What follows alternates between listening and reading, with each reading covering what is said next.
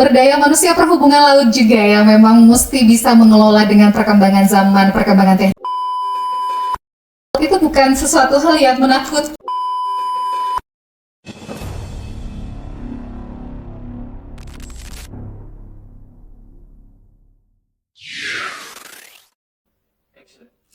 Kepada Dr. Insinyur Ahmad MMTR, QIA, CFRA, salam hangat dan selamat datang di podcast Petarung, pelaut tangguh, ramah, dan unggul di Politeknik Pelayaran Malahayati. Selamat sore.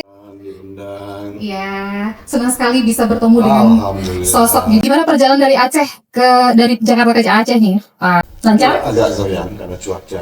Cuaca ya, tapi sudah terbiasa. Oke. Ini bagus, cepat, nggak delay.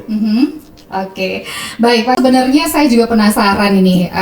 Sepertinya sudah lama sekali melanglang buana di dunia perhubungan. Sebenarnya motivasi apa yang membuat Pak tetap semangat untuk selalu berkontribusi di dunia perhubungan nih Pak? Kalau motivasi itu tergantung dari hobi. Kalau pekerjaan itu sudah menjadi hobi, disertai dengan ibadah dan tentunya niat ikhlas membantu, itu semuanya bisa terlaksana dengan baik, insya Allah. Wah, luar biasa sekali ya. Semoga ini bisa jadi motivasi juga bagi sahabat Polma. Amin. Dan juga para pelaut yang saat ini makin ingin mengembangkan potensi dan kualitas dalam dirinya ya. Tanggung jawab kita semua itu. Betul banget. Politeknik Malahayati dan jajarannya termasuk Bu Nurma juga. Ya.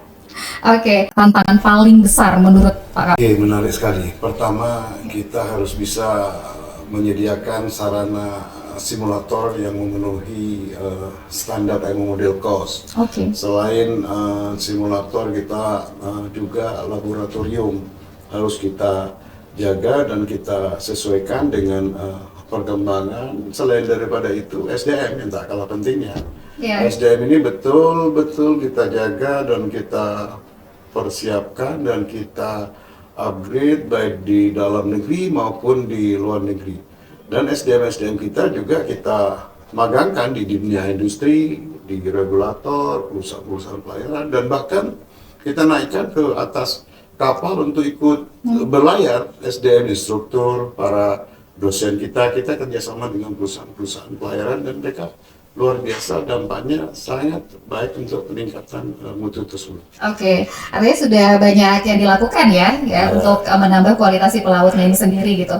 Kalau kita padu-padankan dengan standar global nih Pak, kira-kira sudah memenuhi standar global atau belum ya kualitas para pelaut kita saat ini? Insya Allah kita jaga terus. Berbagai kurikulum berbasis IMO model COS dan SCCW Convention itu harus kita jaga dan kita selalu evaluasi secara berkala. Tentunya menjalin kemitraan internasional tadi yang saya sebutkan dengan IMO, ILO, terus YALA dan lain sebagainya untuk suatu evaluasi dan tentunya menjadi suatu tolak ukur agar kita selalu tumbuh bersama dan saling beriringan antar UPT matra laut kita, baik bukan cuma di Politeknik Malahayati yang sudah cukup berkembang dengan pesat, sampai kepada Politeknik Sorong di timur. Oke, baik. Kita nih ngobrol santai tapi serius gitu ya Pak ya, supaya bisa pertanyaannya juga serius. Jadi harus serius gitu ya. Karena ini menanyakan masalah standar global ya. Iya, benar banget. Ya, Pak, kalau kita ngomongin standar global tadi berarti dari kacamatanya Bapak sendiri ya, tadi ada diklat yang memang mesti pilih ataupun dikuasai oleh para pelaut gitu ya. Tadi saya dengar ada STCW, ada non STCW. Mungkin bagi para masyarakat umum nih, Pak, kita belum tahu apa bedanya STCW dengan non STCW, Pak. Baik, Bu Nurma, ada beberapa perbedaan ya.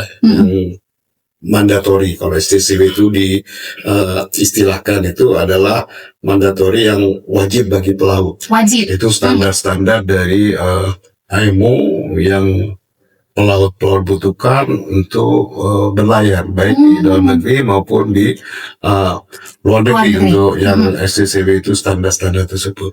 Selain daripada STCW ada yang non STCW. Non STCW itu kebutuhan yang boleh dikatakan non mandatori ataupun yang dibutuhkan dalam keseharian baik dari sisi bisnis bagi pengusaha maupun aspek keselamatan dan keamanan seperti misalnya untuk perawatan kapal, kepelabuhanan dan maintenance kapal, juga agensi pelayaran serta teknisi-teknisi lain yang dibutuhkan untuk menuju Indonesia Emas tahun 2030.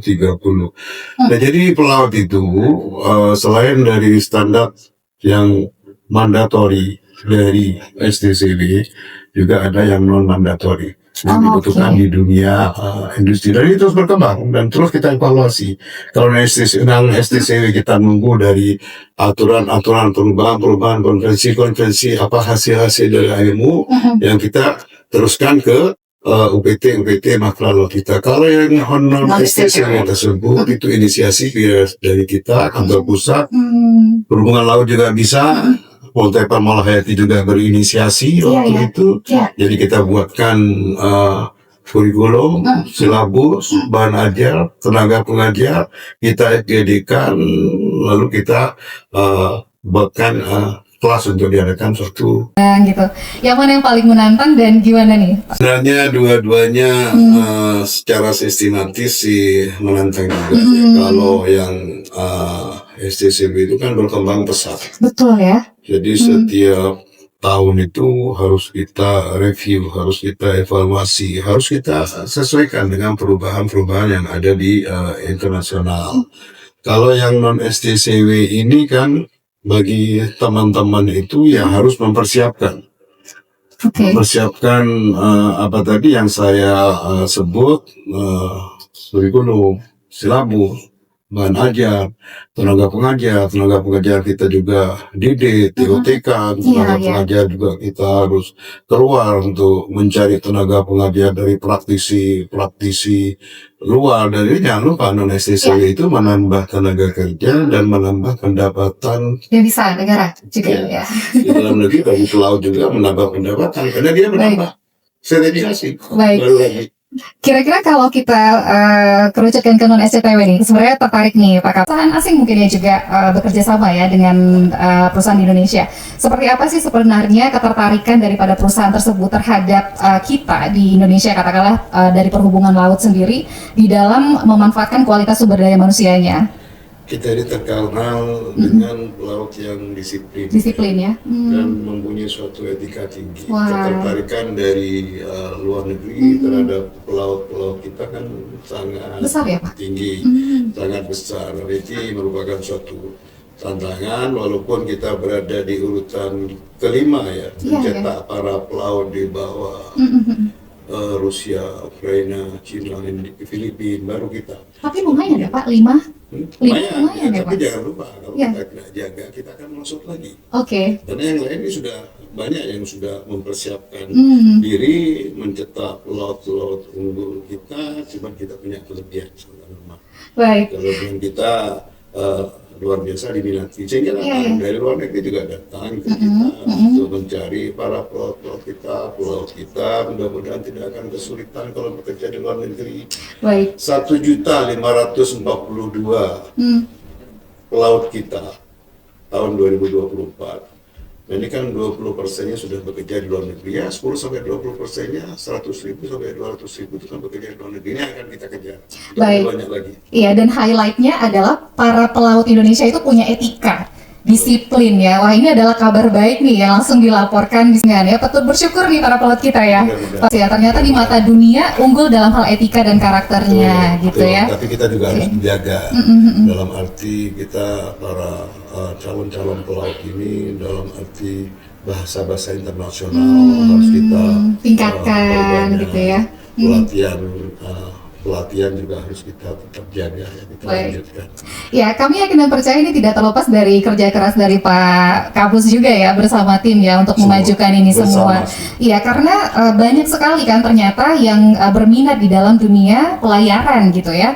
Tadi saya tertarik dengan kurikulum ya yang perlu dievaluasi, yang perlu dimonitor gitu ya. Bagaimana Pak seiring berkembangnya teknologi dan regulasi dari Indonesian Maritime Organization ini, bagaimana proses pembaharuan kurikulum STCW yang Indonesia lakukan Pak Kapus? Kurikulum kita dari Pusat Pengembangan Sumber Daya Manusia Perhubungan Laut sebagai pembina teknis itu kita bentuk tim. Oke. Kita evaluasi kurikulum yang ada tersebut dalam hal mengacu pada perkembangan regulasi internasional dari tahun ke tahun seperti tadi yang saya sebutkan, harus kita sesuaikan, harus kita review tentunya dalam mengimplementasikan ke dalam pedoman-pedoman nasional, dan kita kalau sudah memenuhi standar-standar tersebut kita distribusikan kepada UPT sebagai pelaksana. Kalau dari perkembangan kurikulum sendiri, kira-kira dari pengalaman ya Pak ya, berapa kali memperbaharui kurikulum itu yang terjadi? Karena perkembangan pesat ya, kita ke depan ini tahun depan, 2 tahun lagi, 3 tahun lagi, kita sulit bisa memprediksikan. Jadi setiap tahun kita harus review dengan perkembangan, dengan adanya autonomo, dekarbonisasi, aturan-aturan baru, keputusan-keputusan baru di sidang-sidang IMO yang kita sesuaikan, kita standar-standar yang harus kita acu, kita sesuaikan. Seperti itu. Tapi ini menjadi suatu menarik, dan bagi pelaut-pelaut kita, calon-calon pelaut kita, anak-anak muda sekarang kan sudah juga ikut berkembang dan dia memahami masalah hal seperti ini. IT bukan merupakan suatu kesulitan. Ya, kalau misalnya halus ya Pak ya. Oke, ini semakin menarik perbincangan kita kalau ngomongin kurikulum, berarti kan ngomongin knowledge ya, ngomongin pengetahuan, kualitas daripada sumber daya manusia perhubungan laut juga ya, memang mesti bisa mengelola dengan perkembangan zaman, perkembangan teknologi.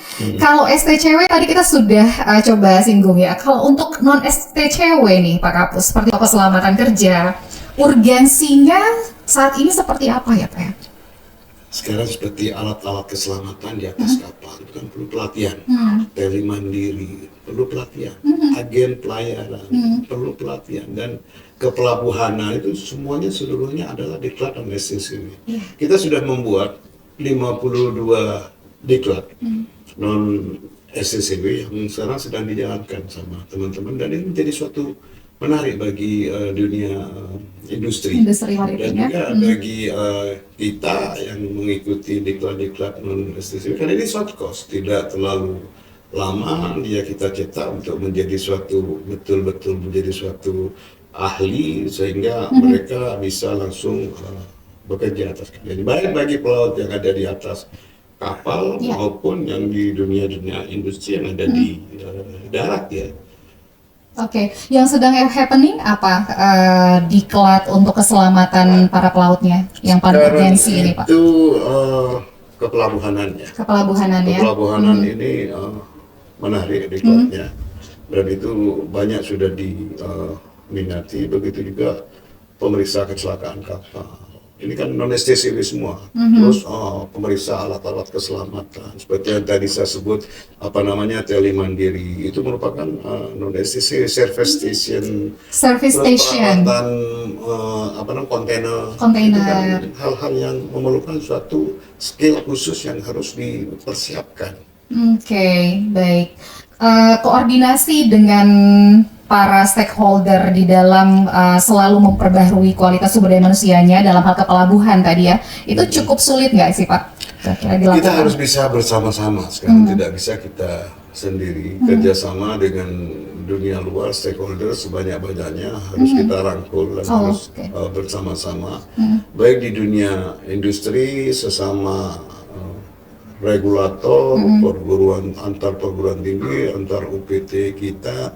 Ini kebersamaan selalu harus kita persiapkan dan kita laksanakan. Ini sudah berjalan. Insya Allah selalu akan kita tingkatkan, bukan cuma di Indonesia, di luar negeri juga. Orang-orang kita ke luar negeri, bahkan SDM kita, dosen-dosen kita ngajar di luar negeri. Kemarin di Jerman selama 2 minggu, dosen-dosen dari luar negeri juga kita datangkan untuk mengajar di tempat kita. Kolaborasi seperti itu yang selalu yang akan mendatangkan suatu banyak manfaat untuk kemajuan. Baik ya.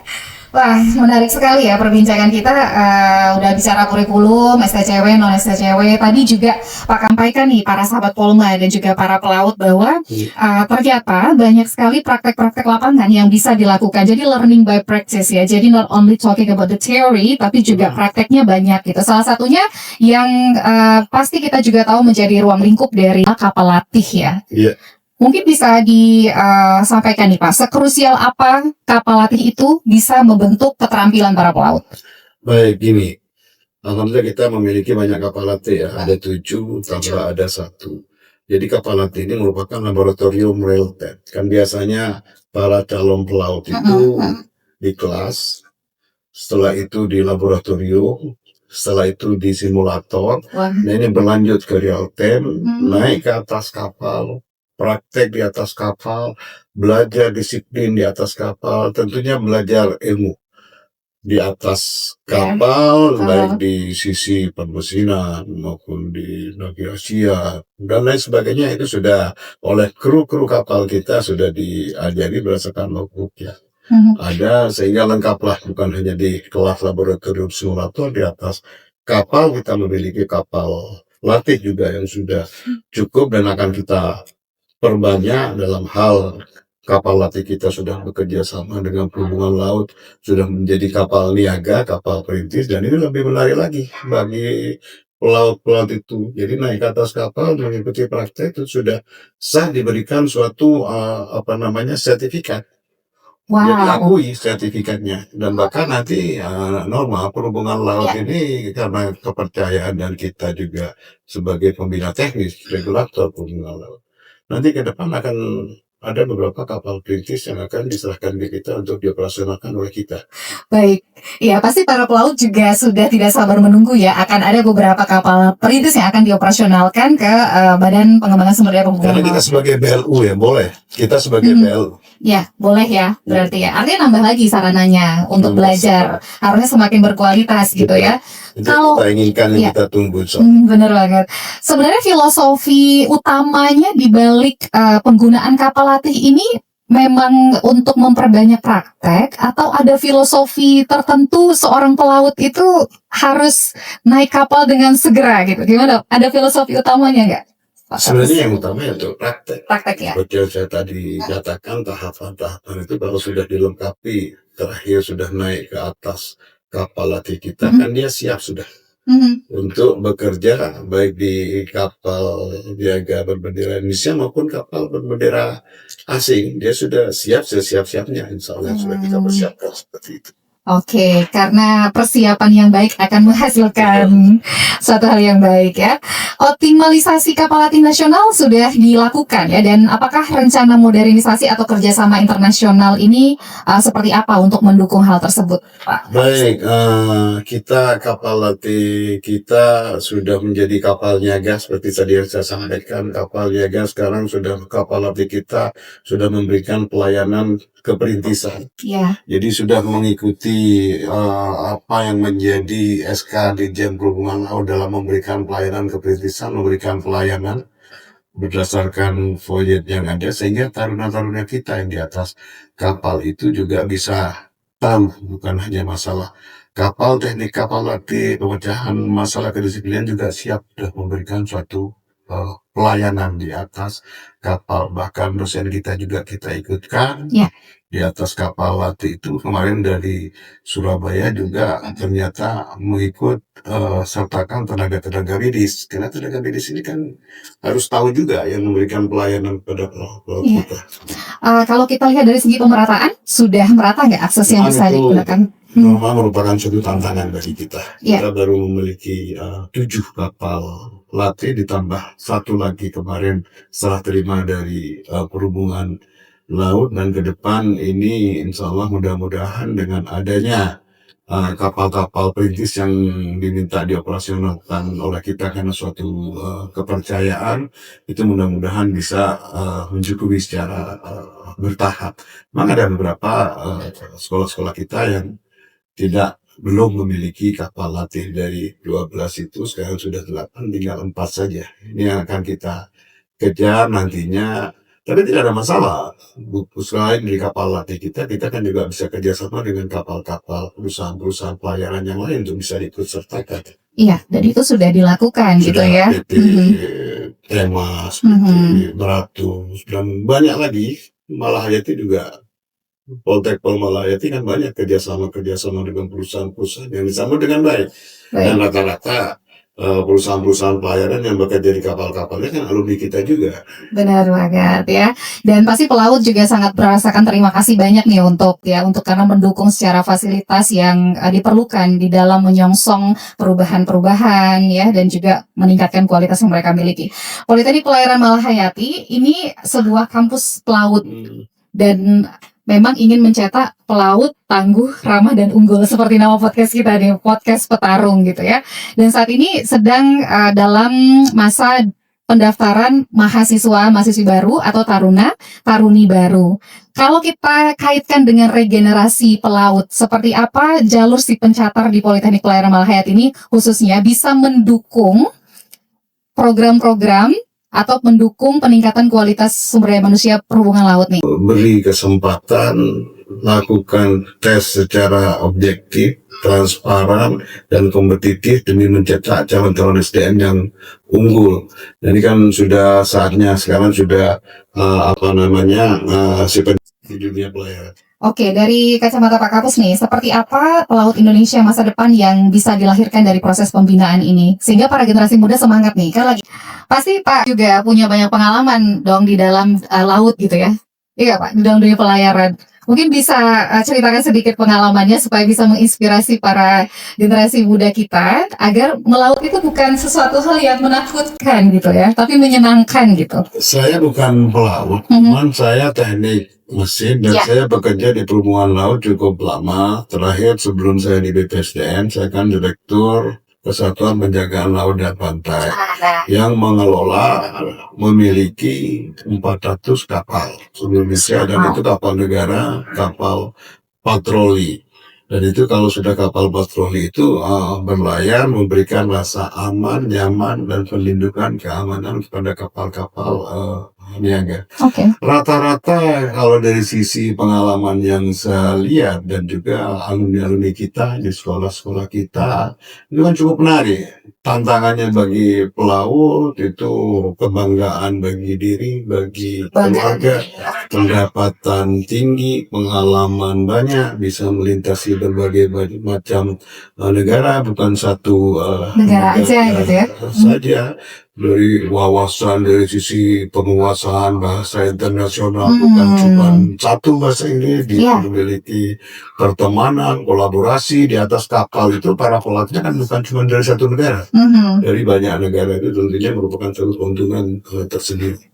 Baik, ada prinsip hidup yang mungkin menjadi landasan daripada yang saat ini bisa selalu memberikan kekuatan atau penjagaan gitu ya dalam menjalankan tugas yang ingin dibagikan kepada generasi maritim yang ada di Indonesia ataupun yang ada di luar Indonesia.